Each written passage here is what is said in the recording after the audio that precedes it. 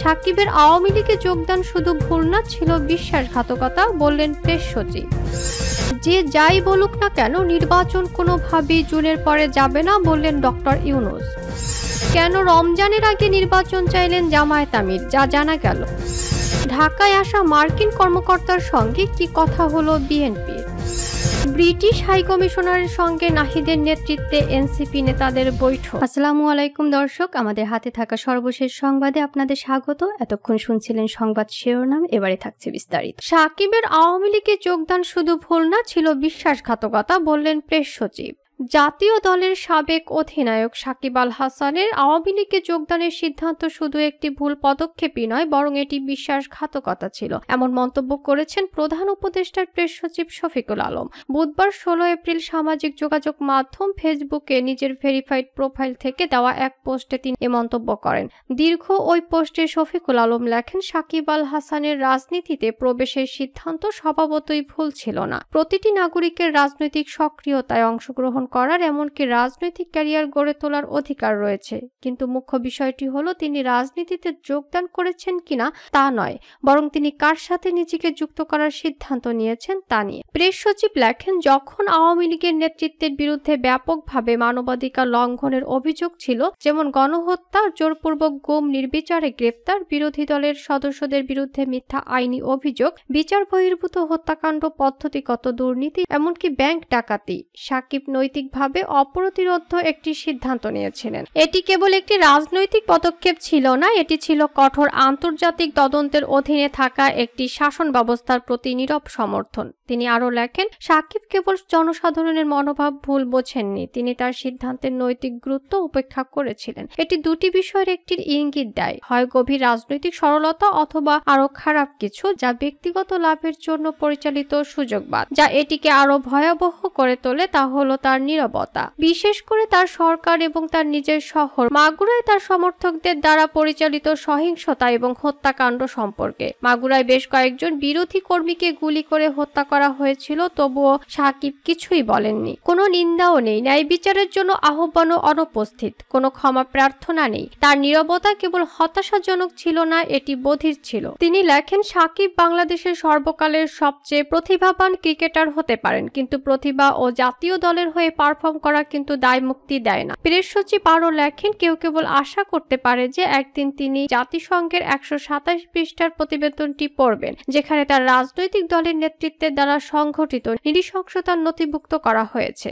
শফিকুল আলম লেখেন, এই মুহূর্তে তার কর্মকাণ্ডের সবচেয়ে যুক্তিসঙ্গত ব্যাখ্যা হলো লোভ। তার রাজনৈতিক পদক্ষেপে বিতর্কিত ব্যক্তিদের সাথে তার সম্পর্ক সবকিছু একই দিকে নির্দেশ করে, সেটি হলো ব্যক্তিগত লাভ, জনসেবা নয়। প্রেস সচিব পোস্টের ইতি টানেন, এটি লিখে, একদিন সাকিবকে ফিরে আসতে হতে পারে, সম্ভবত তখন তিনি সবশেষে সত্যের মুখোমুখি হবেন আর জানবেন আওয়ামী লীগে তার যোগদানের সিদ্ধান্ত কেবল একটি ভুল পদক্ষেপই ছিল না, বরং একটি বিশ্বাসঘাতকতা ছিল। যে যাই বলুক না কেন, নির্বাচন কোনোভাবেই জুনের পরে যাবে না, বললেন ডক্টর ইউনূস। অন্তর্বর্তী সরকারের প্রধান উপদেষ্টা অধ্যাপক মোহাম্মদ ইউনূসের সঙ্গে বিএনপির বৈঠকে জাতীয় সংসদ নির্বাচন অনুষ্ঠানের সময় নিয়ে ঐকমত্য হয়নি। বিএনপি ডিসেম্বরের মধ্যে নির্বাচন চাইলেও সরকারের পক্ষ থেকে ডিসেম্বর থেকে জুনের কথা বলা হয়েছে, তবে সরকারের এই বক্তব্যে একেবারেই সন্তুষ্ট হতে পারেনি দলটি। অবশ্য ডক্টর ইউনূস বিএনপিকে বারবার আশ্বস্ত করে বলেছেন, যে যাই বলুক না কেন, নির্বাচন কোনোভাবেই আগামী বছরের জুনের পরে যাবে না, এটা জাতির সঙ্গে প্রধান উপদেষ্টার অঙ্গীকার। বুধবার 16 এপ্রিল দুপুরে রাষ্ট্রীয় অতিথি ভবন যমুনায় এই বৈঠক হয়। প্রায় 2 ঘন্টা ব্যাপী এই বৈঠকে নির্বাচন ছাড়াও অর্থনৈতিক পরিস্থিতি, রাজনৈতিক মামলা প্রত্যাহার, শেখ হাসিনার বিচার প্রক্রিয়া সহ বিভিন্ন বিষয়ে আলোচনা হয়। বৈঠকে সরকারের একজন উপদেষ্টা বলেন, আওয়ামী লীগ যেভাবে দেশের ব্যাংকিং ব্যবস্থা ও অর্থনীতি ধ্বংস করে গেছে, তাতে দেশ চালানো কঠিন হয়ে পড়েছে। বৈঠকে বিএনপির নেতারা ডিসেম্বরের মধ্যে নির্বাচন না হলে দেশের পরিস্থিতি কি হতে পারে তা তুলে ধরেন। দলটির নীতি নির্ধারকরা ডক্টর ইউনূসকে এও বলেন, তিনি অত্যন্ত সম্মানিত ও খ্যাতিমান ব্যক্তি, তার সম্মান অটুট থাকুক তা বিএনপি চায়, সেজন্য তারা তাকে সহযোগিতা করছেন। নির্বাচন দেরি হলে নানা ধরনের ষড়যন্ত্র হবে, নানা অস্থিরতা বাড়বে, তাই দ্রুত নির্বাচন হয়ে যাওয়াটাই ভালো। কেন রমজানের আগে নির্বাচন চাইলেন জামায়াত আমির, যা জানা গেল। জামায়াতে ইসলামী আমির ডাক্তার শফিকুর রহমান জানিয়েছেন, আগামী রমজানের আগে বাংলাদেশে জাতীয় নির্বাচন দেখতে চায় জামায়াত। বুধবার বাংলাদেশ সফররত মার্কিন প্রেসিডেন্ট ডোনাল্ড ট্রাম্পের দক্ষিণ ও সেন্ট্রাল এশিয়া ব্যুরোর ডেপুটি অ্যাসিস্ট্যান্ট সেক্রেটারি নিকোল এনচুলিকের সাথে গুলশানের বৈঠকের পর সাংবাদিকদের একথা বলেন তিনি। এ সময় আগামী রমজানের আগে নির্বাচন চাওয়ার কারণ ব্যাখ্যা করে জামায়াত আমির বলেন, তারা জানতে চেয়েছেন কখন এই নির্বাচন অনুষ্ঠিত হতে পারে। আমরা বলেছি, সরকারের প্রধান উপদেষ্টা বলেছেন এই বছরের ডিসেম্বরে অথবা আগামী বছরের জুনের মধ্যে নির্বাচন দিবেন। আমরা আশা করি ইলেকশনটা এই সময়ের মধ্যেই হবে, তবে আগামী রমজানের আগে হলে ভালো হয়। জুনের দিকে নির্বাচন হলে তখন বর্ষা, ঝড়ঝাপটা সহ বিভিন্ন প্রাকৃতিক দুর্যোগ আসতে পারে, তখন আবার ইলেকশনটা পিছিয়ে যাওয়ার আশঙ্কা দেখা দেবে। আমরা এজন্য চাচ্ছি ওই আশঙ্কার আগেই যাতে ইলেকশনটা হয়ে যায়। ডাক্তার শফিকুর রহমান বলেন, তাদের সাথে আমাদের খোলামেলা কথা হয়েছে। তারা বর্তমানে বাংলাদেশের রাজনৈতিক অবস্থা, আগামী নির্বাচন কখন হবে, কিভাবে হবে এটা জানতে চেয়েছেন। তারা আরো জানতে চেয়েছেন সবগুলো দল রিফর্ম চাচ্ছে, সেই রিফর্ম কেমন হতে পারে এবং আমরা কি চাচ্ছি। আমরা যদি আগামীতে দেশের দায়িত্ব পাই তাহলে আমাদের ইকোনমিক পলিসি এবং ফরেন রিলেশনটা কেমন হবে। তারা আমাদের রিজিওনাল বা আঞ্চলিক বিভিন্ন বিষয়গুলো জানতে চেয়েছেন। তারা minority issue, women's rights, labour rights নিয়ে কথা বলেছেন। আমরা তাদের এসব বিষয় নিয়ে কনভারসেশন করেছি। এর পাশাপাশি আমরা তাদেরকে অনুরোধ করেছি। ঢাকায় আসা মার্কিন কর্মকর্তার সঙ্গে কি কথা হলো বিএনপির। ঢাকা সফররত যুক্তরাষ্ট্রের উপসহকারী পররাষ্ট্রমন্ত্রী নিকোল চুলিকের সঙ্গে বৈঠকে আগামী ডিসেম্বরের মধ্যে জাতীয় নির্বাচন অনুষ্ঠানের পক্ষে নিজেদের অবস্থান তুলে ধরেছে বিএনপি। বুধবার বিকেলে গুলশানে মার্কিন দূতাবাসের ডেপুটি হেড অব মিশনের বাসায় এ বৈঠক হয়। বৈঠকে বিএনপির মহাসচিব মির্জা ফখরুল ইসলাম আলমগীর ও স্থায়ী কমিটির সদস্য আমির খসরু মাহমুদ চৌধুরী সহ 4 সদস্যের প্রতিনিধি দল অংশ নেয়। বৈঠক শেষে সন্ধ্যায় সাংবাদিকদের সঙ্গে কথা বলেন আমির খসরু মাহমুদ চৌধুরী। সাংবাদিকদের প্রশ্নের জবাবে তিনি বলেন, বৈঠকে শুল্ক নিয়ে আলোচনা হয়েছে। এটা একটা সহনীয় অবস্থায় না আনলে তো রপ্তানি ক্ষতিগ্রস্ত হবে, সুতরাং এটার বিষয়ে আলোচনা হয়েছে। আর আলোচনা হয়েছে, নির্বাচন তো আছে, সবাই তো জানতে চাচ্ছে নির্বাচন কবে। নির্বাচন নিয়ে বিএনপি কি চিন্তা করছে তা নিয়ে দীর্ঘ আলোচনা হয়েছে। বৈঠকে বিএনপির পক্ষ থেকে নির্বাচন নিয়ে কি আলোচনা হয়েছে এ প্রশ্নের জবাবে আমির খসরু বলেন, নির্বাচন তো ডিসেম্বরের মধ্যেই স্বভাবত। আমরা বলেছি নির্বাচন ডিসেম্বরের আগেও হতে পারে। এ প্রসঙ্গে প্রধান উপদেষ্টা অধ্যাপক মোহাম্মদ ইউনূসের সঙ্গে নির্বাচন ও সংস্কার প্রসঙ্গে যে আলোচনা হয়েছে সে কথাও উল্লেখ করেন বিএনপি নেতা আমির খসরু মাহমুদ। তিনি বলেন, প্রধান উপদেষ্টা বলেছেন যেসব সংস্কারের বিষয়ে ঐকমত্য হবে সেগুলো হবে। এটা তো খুব সহজ ব্যাপার। আমরা সবাই আমাদের প্রস্তাবগুলো জমা দিয়েছি। যে সংস্কারগুলোর বিষয়ে ঐকমত্য হবে সেটা তো 15 থেকে 20 দিন বা 1 মাসের মধ্যে করে ফেলতে পারে। এরপর যে সনদ যদি ঐকমত্য হয় তাহলে সনদের সিগনেচার তো সময়ের ব্যাপার না। সুতরাং নির্বাচনের রোডম্যাপ না দেওয়ার কোনো কারণ নেই। বিএনপি কেন দ্রুত নির্বাচন চায় তার ব্যাখ্যাও মার্কিন উপসহকারী পররাষ্ট্রমন্ত্রীর সঙ্গে বৈঠকে উল্লেখ করেছেন দলটির নেতারা। আমির খসরু বলেন, স্বভাবতই বাংলাদেশে গণতান্ত্রিক অর্ডার ফিরিয়ে না আনলে আমরা বলেছি বিভিন্ন ক্ষেত্রে দেশের ভেতরে বাইরে যে সিদ্ধান্ত স্থগিত আছে, কেউ সিদ্ধান্ত নিতে পারছে না, সেটি ক্ষতিগ্রস্ত হচ্ছে। তাছাড়া নির্বাচিত সরকার এলে সিদ্ধান্তগুলো সহজে আসবে এবং জনগণের সমর্থন থাকলে তাদের সিদ্ধান্ত নিতে সহজ হয়।